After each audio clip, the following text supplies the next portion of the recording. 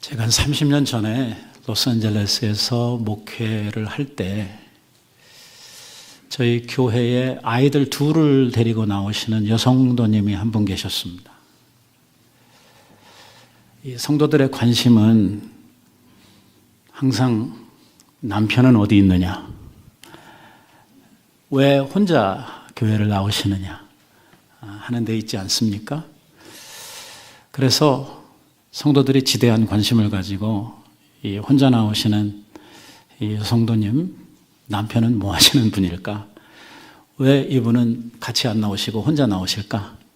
하는데 이렇게 관심을 두었는데 알고 보니까 그 남편분이 그 한국에서 미국에 공부를 하러 오신 유학생이에요. 애가 둘씩 있으니까 나이가 꽤 든 이러한 분이고 또 그 나이에 공부를 하러 왔다고 하는 말은 심상치 않은 거죠.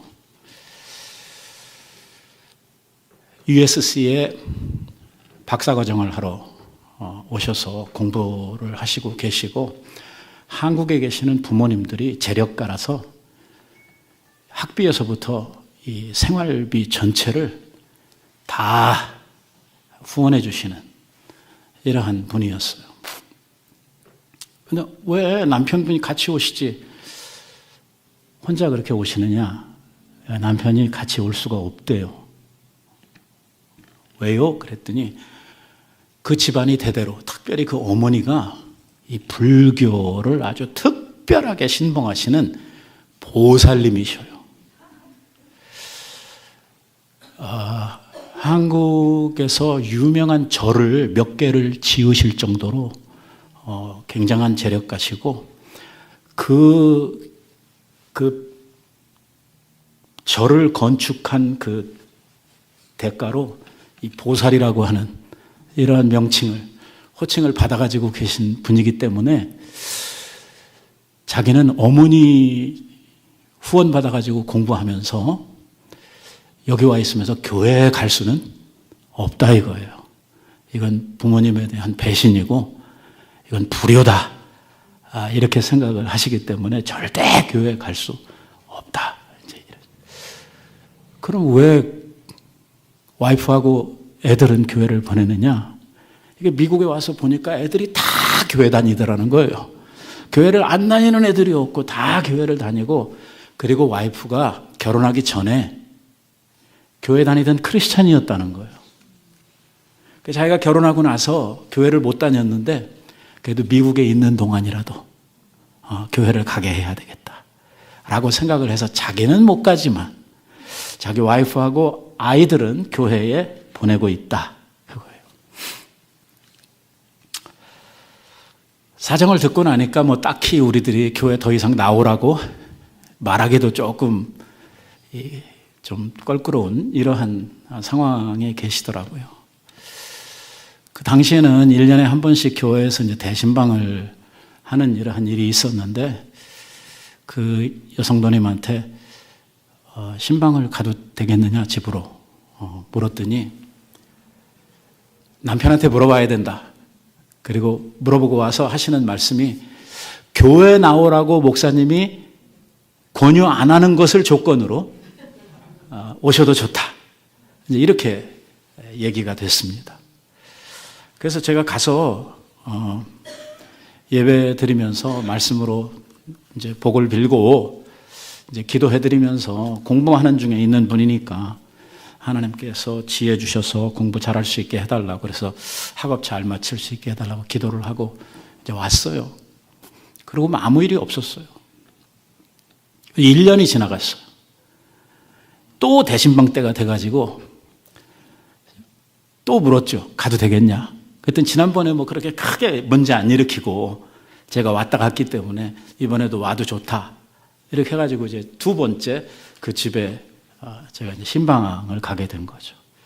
이번에도 가서 뭐 교회 나오라 이런 소리는 안 하고 이 말씀으로 그 집을 향해서 이 구원의 복과 그리고 하나님이 주셔야 할 이 총명과 지혜의 복에 대해서 말씀으로 쭉 이렇게 이 복을 빌고 기도해드리고 왔어요. 이제 이번에도 그냥 신방으로 이렇게 가서 예배 드리고 온 게 다인데 제가 그 주일에 아주 깜짝 놀랄 일이 일어났잖아요. 예배 인도를 하려고 이제 와서 예배 시작할 때 이렇게 딱 강단에 서서 보니까 그 양반이 와서 앉아 있는 거예요. 누가 오라고 하지도 않았는데, 저도 가서 뭐 한번 교회 나와라 이렇게 이야기를 한 적이 없는데, 이 양반이 와서 뚝 앉아 있어요. 깜짝 놀라요. 저 사람이 교회 올 사람이 아닌데, 또 와서도 안 되는 사람인데, 이렇게 되면 곤란할 텐데, 그 집으로부터 그 재정적인 엄청난 후원을 받아가면서 공부하는 주제에 지금 교회 나오게 되면 부모님들은 어떻게 감당하려고 그러지? 막 제가 걱정이 되는 이런 상황에서 하여튼 그날 왔어요. 그 예배를 마치고 나서 이제 우리가 친교하러 가가지고 어떻게 오게 됐느냐? 그랬더니 사실 자기가 이 미국에 와가지고 영어도 좀 문제가 있고, 왜냐면 한국에서 아무리 공부를 했어도 미국에 와서 강의 들으려고 그러면 이게 뭐 쉽게 되는 일이 아니잖아요. 영어 문제도 있고 공부하는데 집중이 안 돼가지고 굉장히 힘들었대요. 부모님들은 자기에 대해서 엄청난 기대를 가지고 있는데 공부는 안 되고 이게 시간은 자꾸 흘러가고 그래서 돈은 자꾸 써야 되고 이래서 굉장히 마음도 무겁고 괴로웠었는데 목사님이 와서 기도해주고 간 그날부터 공부가 잘 되더라는 거예요. 공부가 집중이 되고 잘 되더라는 거예요. 그리고 1년이 지난 거예요. 그동안 성과가 없던 자기 학업에 상당한 이 프로그레스가 있게 됐고, 제가 1년 후에 와가지고 또 예배 드리고 나서 간 다음에 자기 속에 이게 뭐가 있다 하는 생각이 들어서 교회에 나오게 됐다 이렇게 이야기를 하는 거예요. 얼마나 감사한 일입니까? 이게요, 이분이 교회에 와서 신앙생활을 시작을 하면서부터 이게 뭐 배운 사람이라 그런지는 잘 모르겠습니다만 이 말씀을 받는 태도 그리고 성경 공부, 구역 예배 뭐 다 참석을 하고 이 열심히 이 신앙생활에 정진을 하는데요. 말도 못하게 빠르게 신앙이 자라나는 게 눈에 보이는 거예요. 엄청난 이 신앙의 성장이 아주 짧은 이러한 시간들 속에서 일어나고 있는 거예요. 그리고 본인이 얼마 안 돼서 자기가 받은 구원에 대한 간증도 하게 되고 또 하나님이 자기에게 베풀어 주시는 이러한 특별한 은혜에 대한 간증도 하고 결국은 교회 나온 지 한 6개월 만에 자기 본국에 있는 부모님에게 자기가 교회 나가게 됐다 이야기를 해가지고 그 어머니 아버지가 기절을 해서 바로 비행기 타고 이 아들을 찾아왔어요. 너 돈 들여서 공부시키려고 보냈더니 하라는 공부는 안 하고 교회가 이게 웬 말이냐 해가지고서 난리가 나요. 이제 아들이 부모님들한테 자기가 여차여차해서 그동안 공부를 못하고 포기하고 갈까 하는 생각까지 했는데 지금 이렇게 돼가지고 자기가 공부도 열심히 잘하고 있고 지금 자기가 아주 마음 상태가 너무 좋다. 그러니까 어머니가 가만히 듣더니 이게 안 된다고 할 수도 없고 그렇다고 대놓고 허락할 수도 없고 공부를 하러 왔으니까 학위는 마치고 가야 될 것 같은데 곤란해가지고 이 보살님이 또 그 주일에 우리 교회에 아들 따라서 오시게 된 거예요.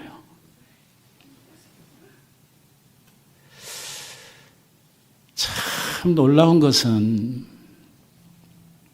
단 한 번 평생에 교회 처음 나왔는데 그렇다고 제가 그분을 위해서 뭐 특별한 설교를 준비한 것도 아닌데 우리 일상의 설교를 똑같이 이렇게 진행을 했는데도 불구하고 그날 이 보살님이 하나님의 특별하신 어루만실 속에서 엄청난 은혜를 받은 거예요.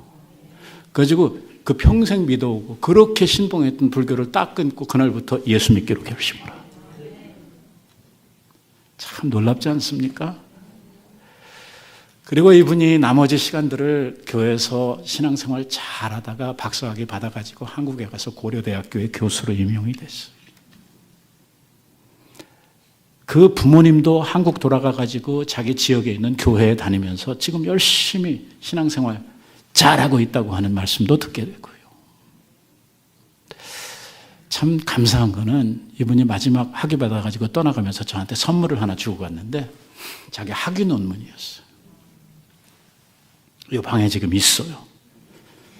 그 학위 논문 맨 앞에 그 서론에 보면 자기를 지도해 준 지도 교수들에 대한 감사와 또한 하나 아주 스페셜 땡스 해가지고 거기다가 써놨는데 그게 뭐냐면 미국에 공부하러 와서 자기에게 믿음을 가르쳐 주시고 그리고 구원의 은혜를 허락해 주신 이러한 은혜를 자기에게 소개해 주신 저한테 감사한다고 그 학위 논문 앞에 제 이름을 빡 박아가지고서 그 USC 박사학위 논문 거기 도서관에 가보면 그 논문이 있는 거예요, 지금도.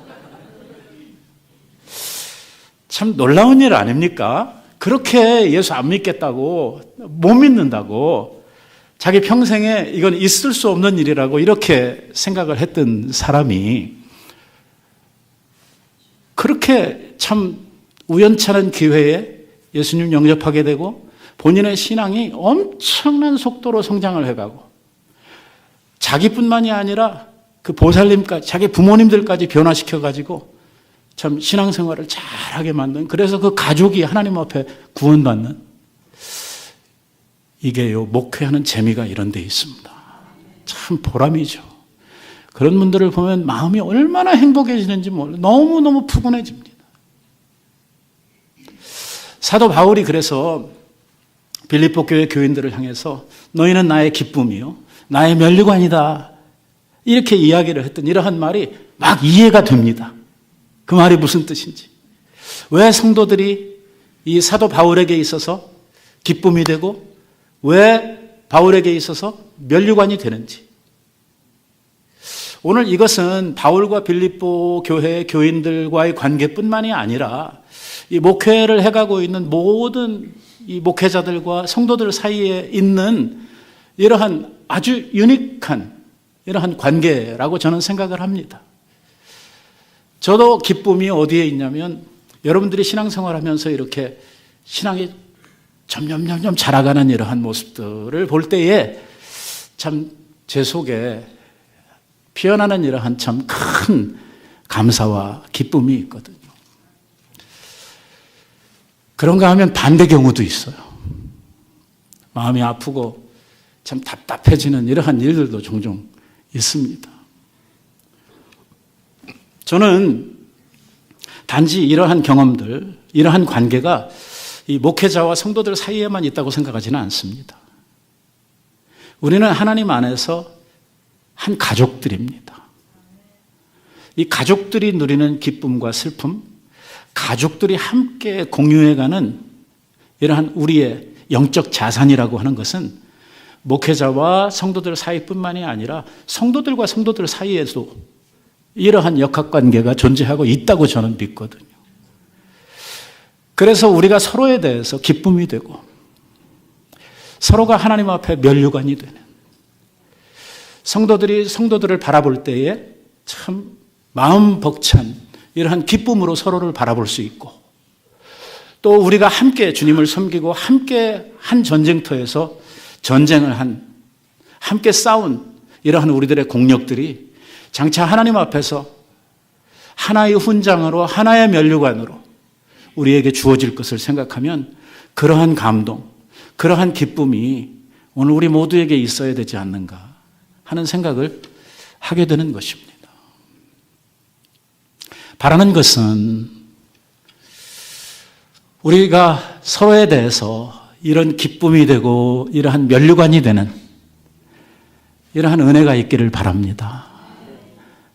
서로에게 막 부담이 되고 상처가 되고 아픔이 되는 이러한 관계가 아니라 우리가 교회, 하나님의 한 가족으로 부르심을 받았으니까 우리 안에서 서로에게 참 기쁨이 되고 생각하면 마음이 푸근해지고 서로가 서로에 대해서 면류관이 되는 이러한 은혜가 우리 교회를 통해서 하나님 앞에 꼭 이루어지게 되기를 바라는 것입니다. 오늘 사도 바울은 이 빌립보서를 거의 마쳐가는 이 마당에서 빌립보 교회의 교인들을 바라보면서 그 마음이 엄청 큰 기쁨으로 채워지고 있는 것을 우리가 보게 됩니다. 이게 직접적으로 이야기를 하자고 하면 지지난 주일에 제가 이야기를 했던 대로 좀 적나라하게 이야기를 하면 빌립보 교회로부터 헌금 받고 나서 바울이 그 기쁨으로 감사의 편지를 드리고 이 빌립보 교인들을 생각하면서 굉장히 감사하고 흐뭇한 마음을 금할 길이 없다라고 이야기를 하고 있는 것입니다. 그런데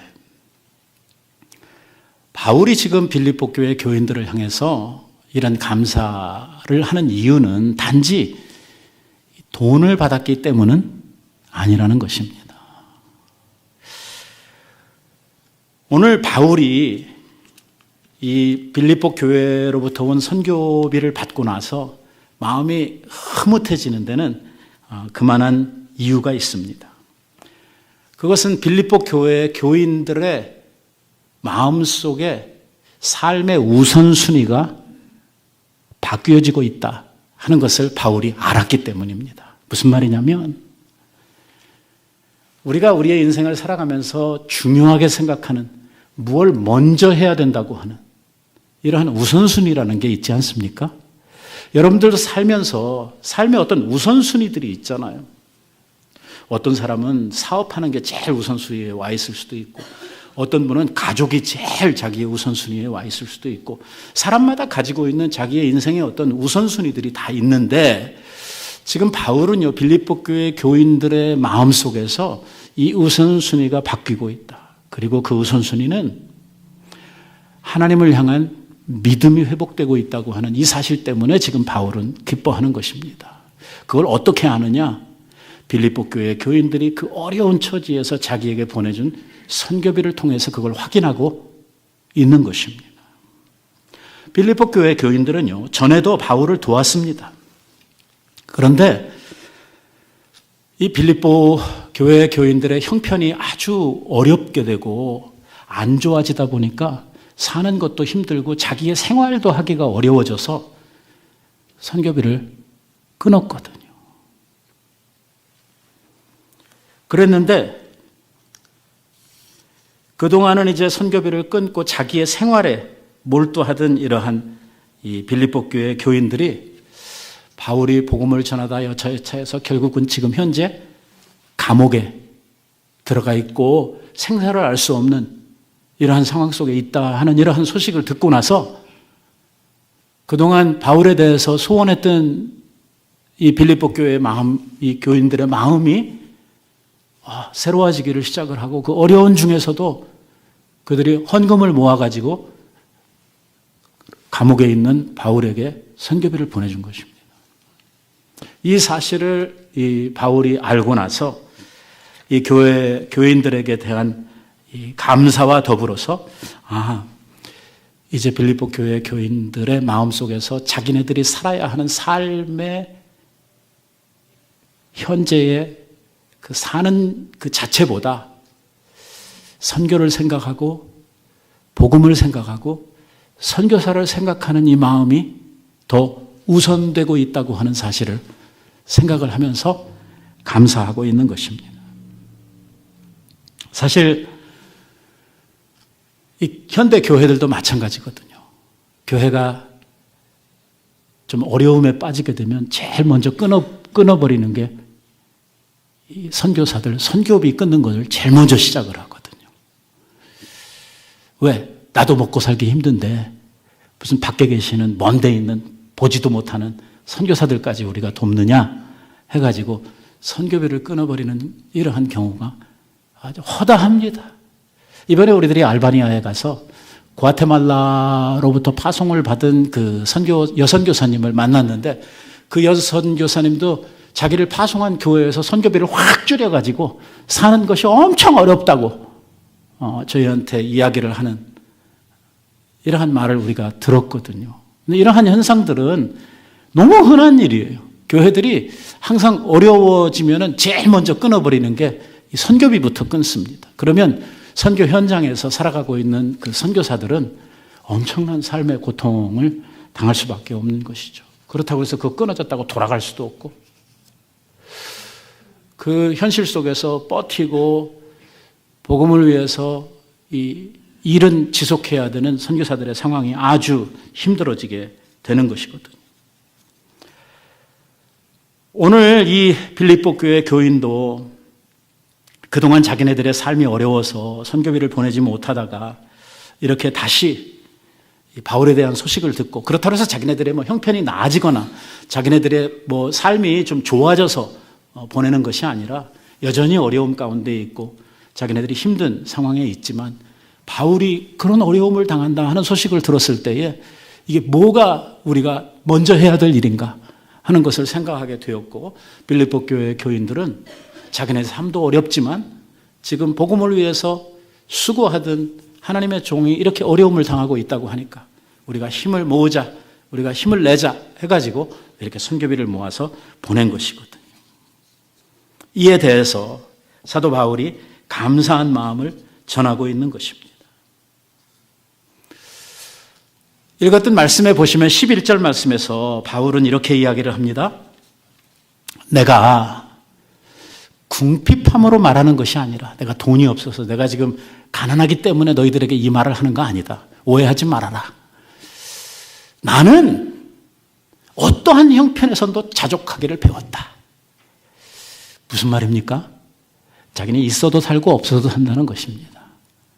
하나님이 나를 가난하게 하시면 가난한 가운데서도 거기에 맞춰서 살면 되고 하나님이 나를 부유케 하시면 또 주신 그 부유함 속에서 자기가 여기에 맞춰서 사는 일체의 삶의 비결을 배웠다는 거예요. 자기는 비천에 처할 줄도 알고 풍부에 처할 줄도 알아서 배고픔도 견딜 수 있고 또 풍부함 속에서도 살아갈 수 있는 이러한 삶의 일체의 비결을 자기는 배웠다 이렇게 이야기를 합니다. 그러니까 오늘 내가 지금 하려고 하는 이 이야기는 돈이 있고 없고에 대한 이러한 이야기를 하려고 하는 것이 아니다. 내가 하려고 하는 이 이야기는 우리 그리스도인들이 살아가고 있는 우리의 삶에 굉장히 근본적이고 중요한 이러한 신앙의 덕에 대한 이야기를 하려고 하는 것이다. 그게 뭐냐? 우리들도 함께 들어야 될 메시지인데요.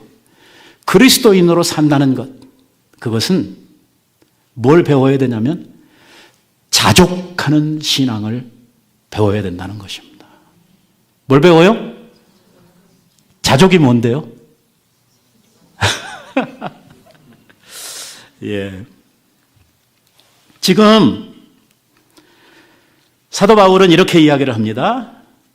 내가 궁핍함으로 말하는 것이 아니라 어떠한 형편에서든지 내가 자족하기를 배웠노니. 이건 나만 해야 되는 일이 아니고 우리 모든 그리스도인들이 함께 배워야 할 일이라는 거예요.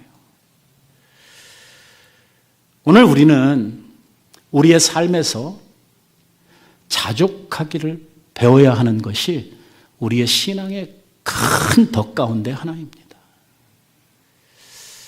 오늘 우리가 자족할 줄을 모르면 이거를 배우지 못하면 신앙생활을 제대로 할 수가 없습니다. 아주 중차대한 이러한 문제입니다. 하나님께서 나로 가난하게 하시면 가난한 가운데 살아가는 법을 배워야 하고 하나님이 나를 부요케 하시면 또 부요한 가운데 사는 법도 배워야 합니다. 나는 살려고 그러면 돈이 이만큼 있어야 되고 내가 이러한 형편에 있어야지만 살지 하나님 왜 나를 축복 안 해줍니까? 왜 나를 이만한 저기에 우리를 인도해 가시지 않습니까? 하는 이러한 불만이나 이러한 자기 욕망에 찬 기도는 우리 그리스도인들에게 합당한 것이 아니라고 이야기를 하는 것이죠.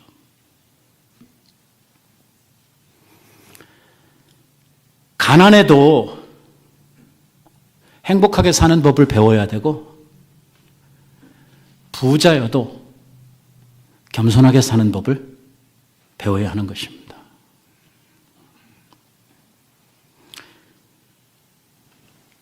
행복의 조건이 어디 있습니까? 돈이 많아야 행복합니까? 목사님, 돈이 있어야지 살지요. 돈 있어야. 돈 없으면 우리 인생이 얼마나 불행해지는데요. 그렇습니까? 오늘 사도 바울이 도전하려고 하는 것은 우리의 행복이 소유에 있지 않다는 것입니다. 돈이 많고 적고 여기에 따라가지 않는다는 거예요. 아주 간단하게 이야기를 하면, 만약에 돈이 우리의 행복의 조건이라면 행복의 순서가 돈 많은 사람들 순서로 이렇게 쭉 매겨져야 되는데 그렇지 않더라는 것입니다. 여러분들이 각 나라들이 가지고 있는 국민들이 느끼는 행복의 만족도를 조사를 하면은요, 못 사는 나라들이 주로 행복합니다. 이상하잖아요. 잘 사는 나라 사람들이 불행하다고 느끼는 거예요. 자기가 행복하지 않다고 이렇게 생각을 하는 것입니다. 왜? 이 마음에 자기 원하는 것들이 너무 크거든요. 가진 것을 가지고 만족하지를 못하거든요. 다시 말하면 자족하는 마음이 없기 때문에 항상 불행한 것이죠. 이 자족함을 배우지 못하기 때문에 삶의 여유가 없는 것입니다. 자기의 삶에 이런 여유도 없고 만족도 없다 보니까 이러한 삶의 정황을 허락하신 하나님께 대한 감사도 사라지게 되는 것이고, 불만으로 채워진 이러한 삶이 결국은 하나님에 대한 신뢰도 깨뜨리도록 이렇게 되어지게 되는 것이죠. 제가 한번 이렇게 질문을 해보겠습니다. 돈을 많이 가진 사람이 행복합니까? 돈을 적게 가진 사람이 행복합니까?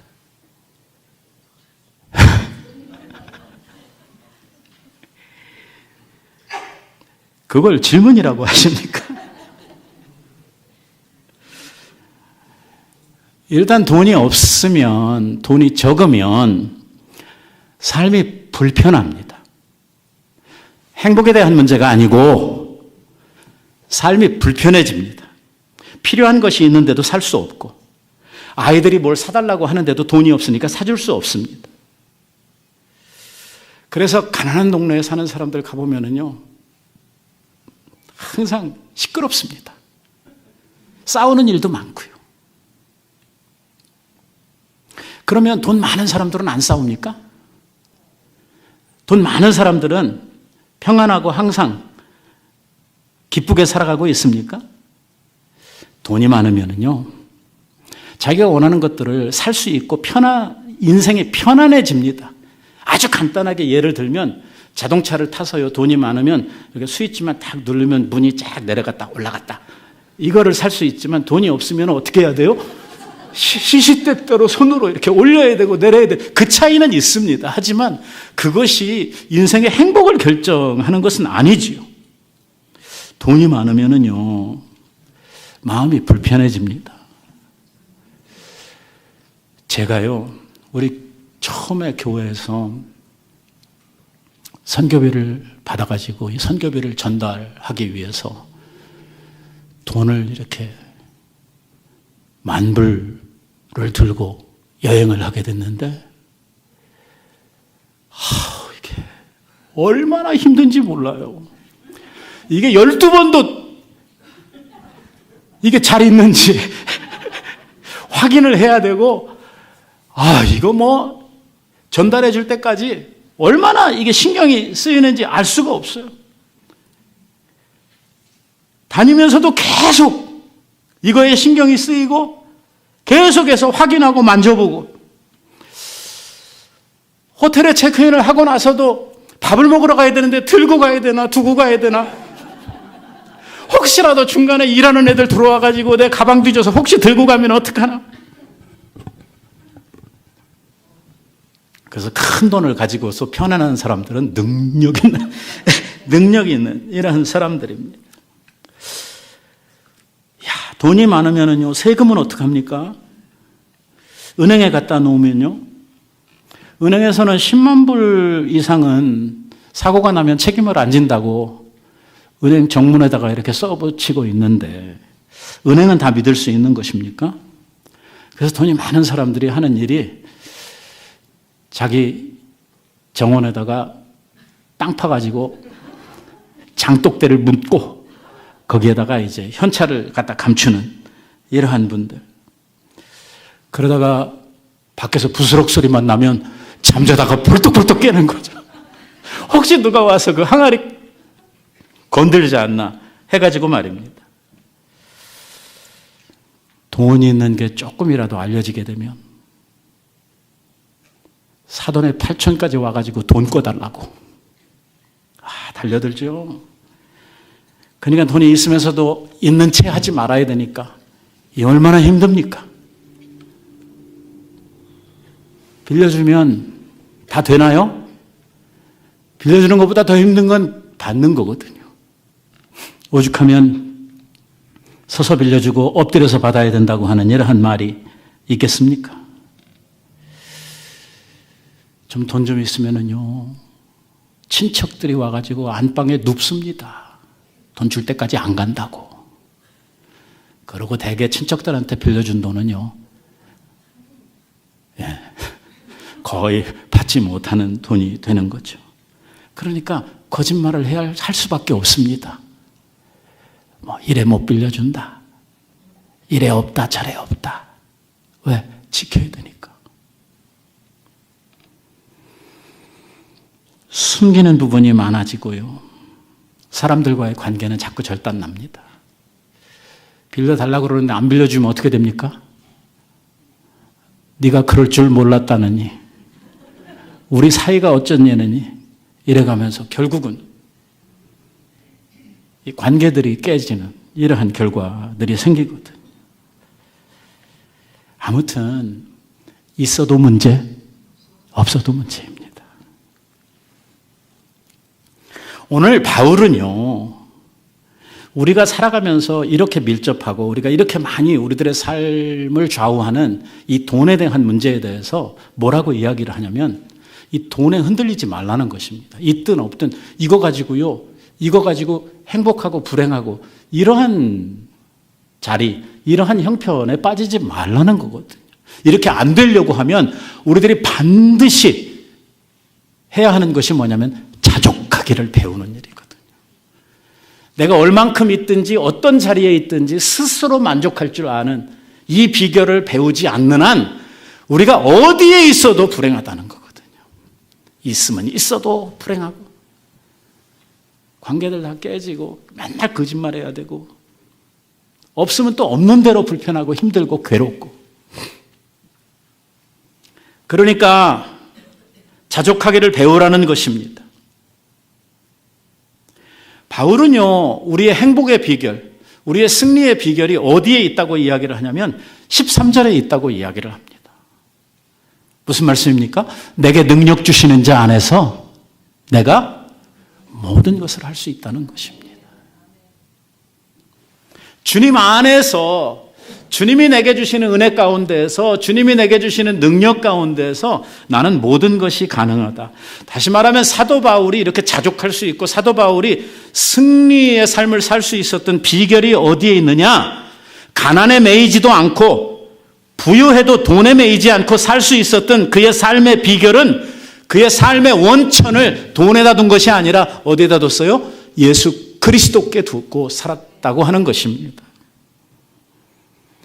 자기의 삶의 목표가 그리스도께 있고 자기의 삶의 모든 능력이 그리스도 안에 있었기 때문에 그는 그리스도를 인하여 만족할 수 있는 삶을 살았다는 것이거든요. 주님 안에서 모든 것이 가능하다. 다시 말하면 내가 모든 것을 할 수 있다 하는 저 말을 오해를 하지 말아야 되는 것은 뭐냐면 주님 통해서 우리는 원하는 거 다 한다, 이런 의미가 아니에요. 무슨 뜻이냐면 주님이 내게 허락해 주실 때 주님 안에서만 모든 것이 가능하다는 거예요. 그러니까 주님이 요만큼 열어주시면 어떻게 하는 거예요? 요만큼만 사는 거예요. 주님이 이만큼 열어주시면 요만큼의 삶을 사는 것이죠. 오늘 주님과 동행하고 주님 안에 있는 삶을 살아갈 때에 우리의 삶의 정황들이 우리들을 사로잡고 우리들을 흔들지 못한다는 말이에요. 내가 어떤 인생의 목표, 나만의 목표를 세우고 나의 어떤 욕망이 있고 나의 어떤 기대가 있으면 이게 채워지지 않고 여기에 빨리 다다르지 못할 때 항상 우리들은 두려워하고 불안해하고 만족하지 못하고 불행하다고 느끼게 되지만 오늘 그리스도 안에 우리들이 목표를 두고 그리스도께서 내게 허락해 주시는 삶이 내 삶이다 생각을 하고 살게 되면 어디에 이르렀든지 만족하고 감사할 수 있는 삶이 열려지게 된다고 이야기를 하고 있는 것이죠.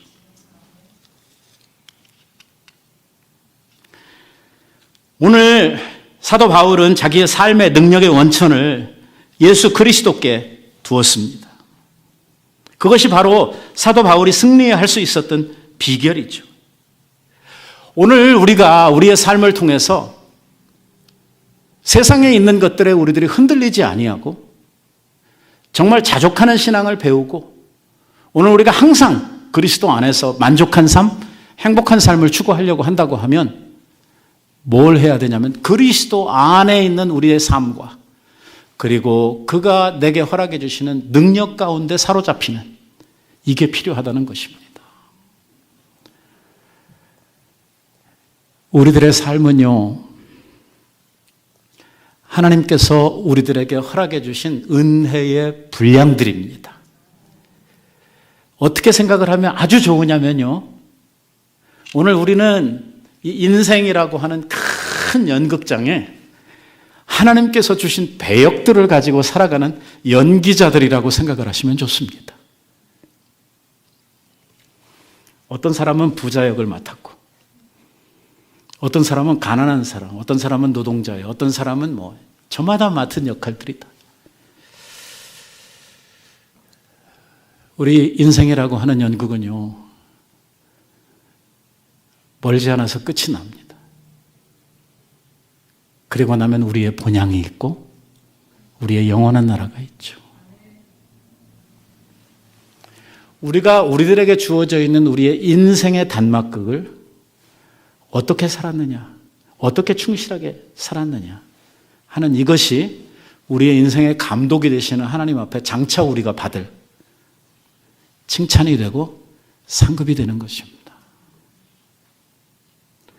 나는 이왕이면 좀 좋은 역할 주시지. 나는 이왕이면 부자 역할을 주시지. 왜 나는 거지 역할을 주셔가지고 이렇게. 그거는 누구 마음이냐면 감독 마음입니다. 중요한 것은 내게 주신 삶의 역할들을 우리들이 잘 감당하면서 사는 것이고 내게 주어진 역할이 무엇이든지 간에 그 역할을 충실하게 잘 살아내는 것, 그것이 우리들에게 주어진 책임이라고 하는 것입니다. 그러려고 하면 예수 그리스도 안에 우리들이 우리의 삶의 목표와 능력을 두고 살아가는 삶을 배워야 된다고 하는 것이 오늘 사도 바울의 우리를 향한 가르침입니다.